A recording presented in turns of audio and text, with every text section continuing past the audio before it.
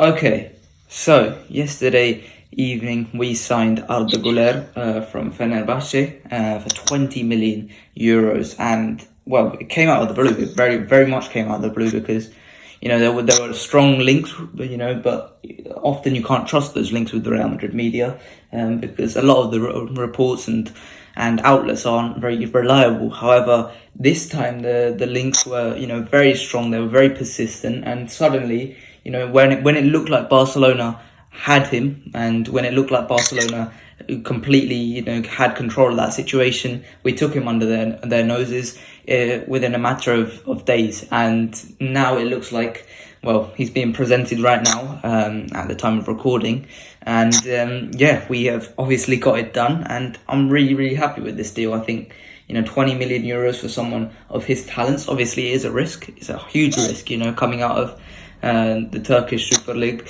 which is not exactly the most prestigious competition in the world, and certainly here in England, it's not seen as one of the best leagues. However, when you look at someone like Arda Güler, I think his talent will transcend, and I think it doesn't matter of the league he's playing in. So, I mean, what are your thoughts on it? What are your initial thoughts on the transfer? Yeah, of course, I was excited because I have always told that we need another player, even if it's like a winger for Madrid to play inside the bench. We need another winger, and I believe that he is amazing and talented enough.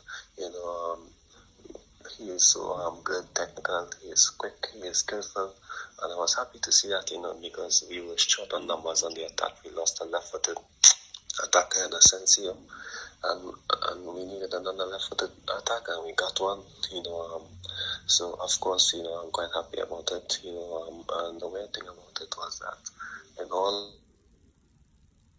years that we talked about, we never once mentioned him as a potential option. I'm not sure if you did, but I didn't, and I didn't think about it. But now that I'm thinking about it, he's actually a good option for us, if I'm being honest. Yeah, I mentioned him as an option for the midfield, but never really thought about him as an attacker. However, it has come to light that he does play right wing, and I think, we'll talk about the fit in a little bit, but, as a player, this, it is a huge risk coming out of Turkey, but I think 18 years old he is now, and, last season, he was in a system where, under Jorge Jesus, if you know about Jorge Jesus, he is a very pragmatic type manager. He's very reluctant to use young players like that, and especially with probably young players like Arda Güler, who express their creativity rather than play into a system type way. So I think even under those restrictions, he did flourish last season, Arda Güler, and I think although he didn't maximise his output because of that, and I think his minutes were restricted because of that, I think you look at the Fenerbahce fans and what they've been saying, they were really scared to lose him as a result of the restrictions that Jorge Jesus was playing. So if we talk about the player itself, Arda Güler he can play in the number 10 role. This is the first number 10 we've had in years, since Isco, James, and even further back, Mesut Ozil, who's obviously been compared to, and he's number 10 or can play on the right wing. And I think in his strength, I think I've mentioned this a couple of days ago, his strengths are very much on the ball. He's really gifted, dribbling wise. He's very quick with his movements, and then in terms of his vision, it's really good. Obviously, he's been compared to Mesut Ozil, and that's a very big comparison to make, especially if you're talking about the passing and the vision. Well, technically gifted he is. He's very technically gifted. Set pieces he can also take. We were obviously having a little bit of deliberation. I think Rodrigo's the one who's being settled on as the free kick taker right now. But he can take penalties, he can take free kicks, take corners. And I've mentioned this before. The only downside I see with him is obviously his physical and athletic capabilities. He's not exactly the quickest. And in terms of he's 5'10", but he's very skinny, and he can be maybe pushed over a little bit, but I think that comes with time, that comes with age. I think give it a couple of years, I think he'll be able to fill out that body, and I think that he will grow into it, and I think that's exactly what he needs at this current time. So in terms of the player, what would you say are his best strengths? What would you say how he fits in with the team. Yeah, I like how he can be a bit vertical and direct when he's playing on the wing, but I also like that when he comes inside in the midfield or he drops deep, that he can have the technical ability and the skill, to make the nice passes, to make those decisive passes and through the spaces. I like how he can do both of those traits. And I'm seeing here that he said that he spoke to Ancelotti and Ancelotti told him exactly where he's going to play. I think it's going to be something similar to the position James played in 2014-15, because I believe that Ancelotti might use him on the wing so that he can make those nice passes to Vinicius and Rodrigo and link up well with the midfield. But I also believe that because he has the speed and because he has the ability to dribble and cut in and shoot, or he can take it down the line, that he could be a good option on the wing, because he can do both stuff, and if you're a talented player who can pass, who can make those passes, you're technical and skillful, and I believe that you're going to be skillful. Of course, he looked amazing in the Turkish league, but I do believe that, he's just 18, and of course he shows a bit of maturity. Yeah, and if we talk decision making. Yeah, and if we talk about the fit in this team right now, you mentioned it, Carlo Ancelotti clearly has a plan for him. He just mentioned how he's not going on loan, he's here to stay.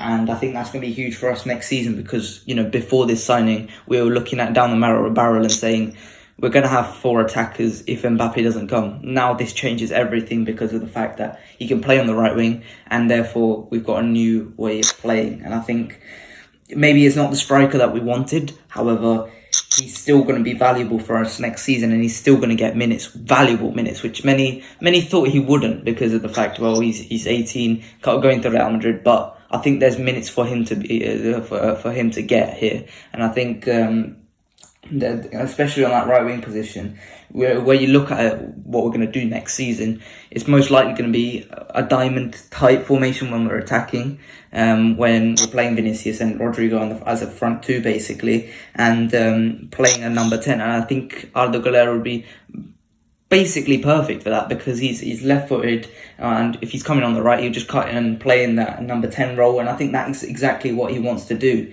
The comparisons to Mesut Ozil is, I think, probably the best thing you can do because Mesut Ozil has obviously praised him in the past as well, and I think, like you said, the James Rodriguez role is probably the perfect thing for him, and I think he will fit in very nicely. I don't think he should be a starter straight away because, like we said, he wasn't the starter for Fenerbahce, and I gave the reason for that because of the manager there. But I think he definitely should be given a first team role, and I think he should be an important player. Rotating with Brahim Diaz, rotating with Jude Bellingham. I think it gives us another dimension in attack next season.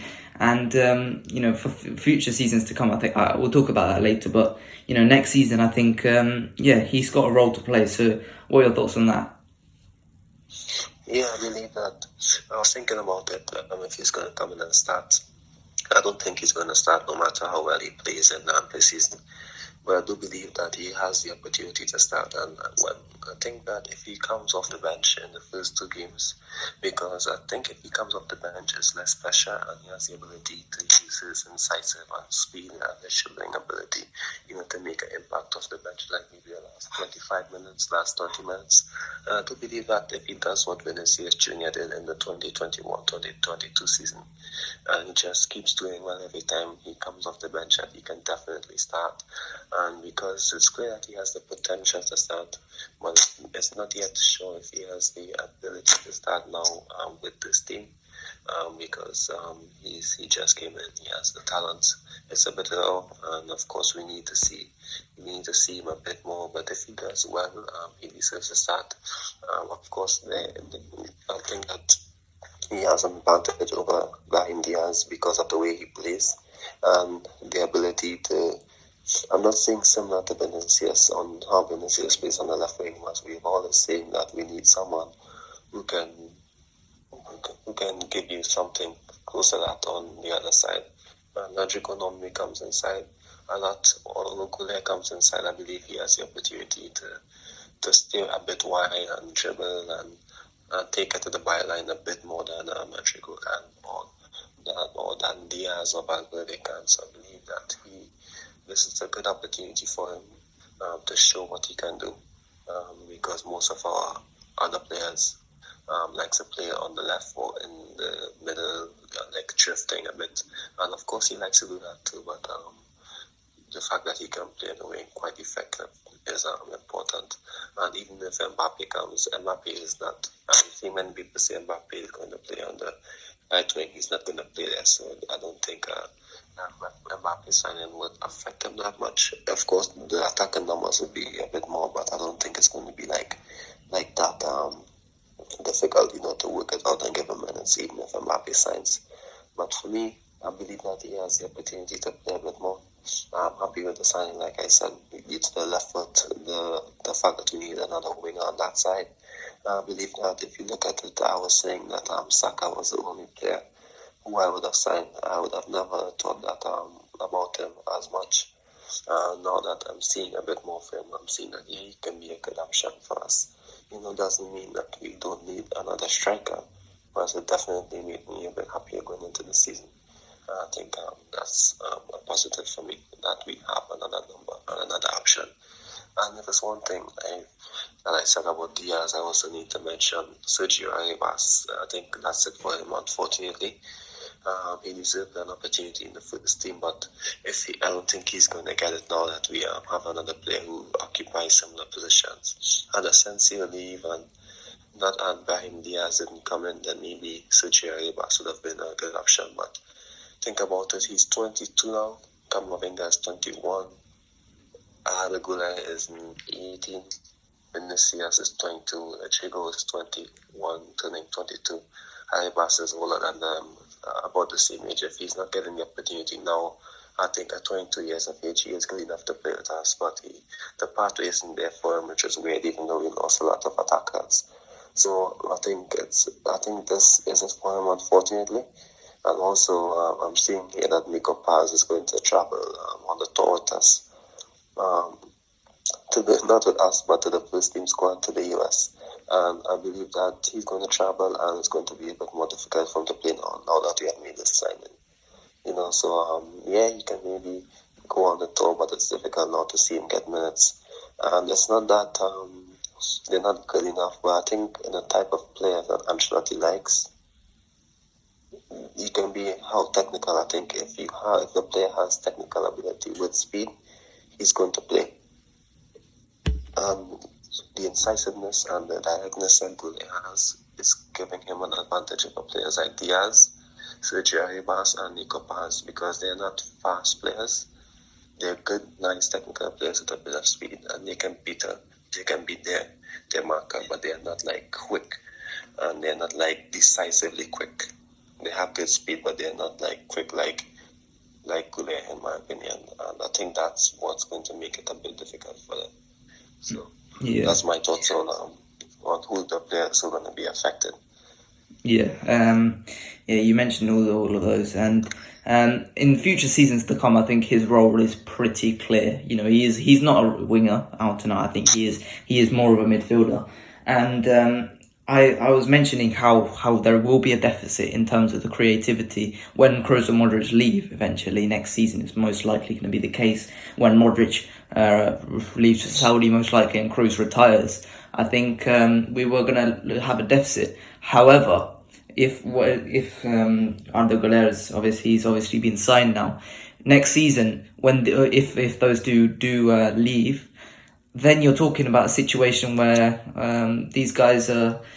He's going to move backwards. He's going to move into the midfield, and then suddenly we've got number 10 there. We've got a guy who's out and out creator. Compared to Bellingham and Camavinga and Valverde, he's much more of a creator, and I think this is going to be a huge thing for us. I think I've mentioned how many times I love Florian Wirtz, but I think Arda Güler is perfect for that because he's young. He's not exactly as good as Florian Wirtz at this current point. However, he's going to get the opportunity to develop, and he's not going to have the expectation of starting every week. And I think that's literally what we needed. I think we could not have asked for a better situation.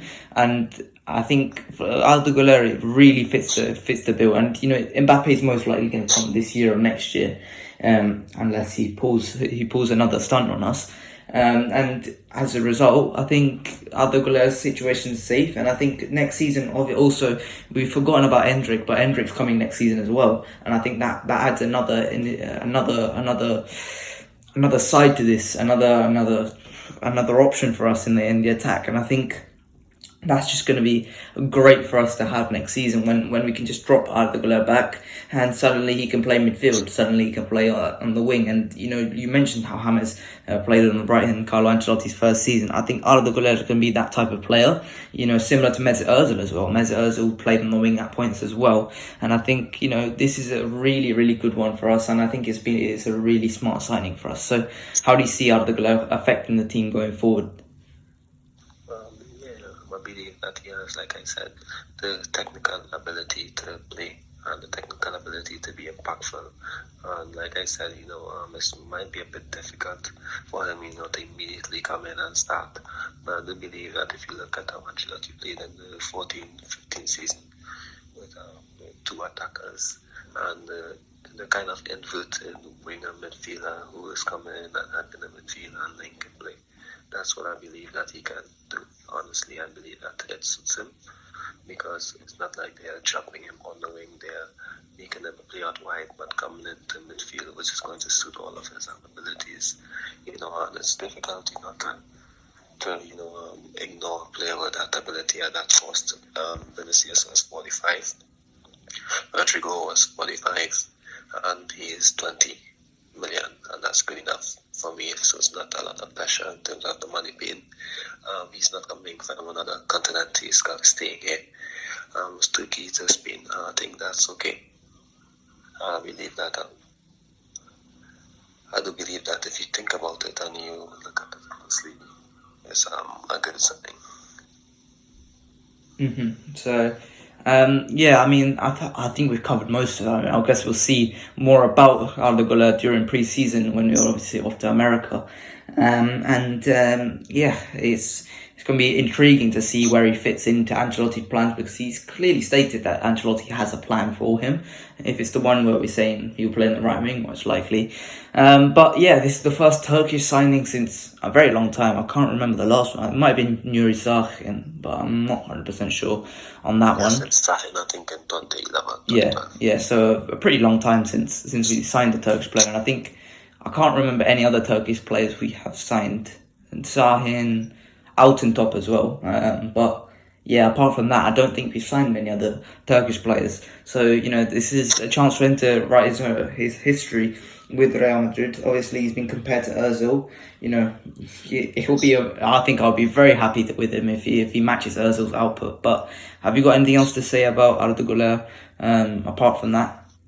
Yeah, I must say that I do believe that despite the formation, whether it's 4-3-3, 4-2-3-1 or 4-4-2, is going to suit him due to his abilities, so that's good. Yeah, the versatility he shows is very, very good. So, yeah, that is it for today. A little bit of a shorter one. We did have a different video planned. However, you know, this news came in quite sudden, so we've had to change it a little bit. But I hope you guys did enjoy. Please like and subscribe, and I'll see you guys later. Bye bye.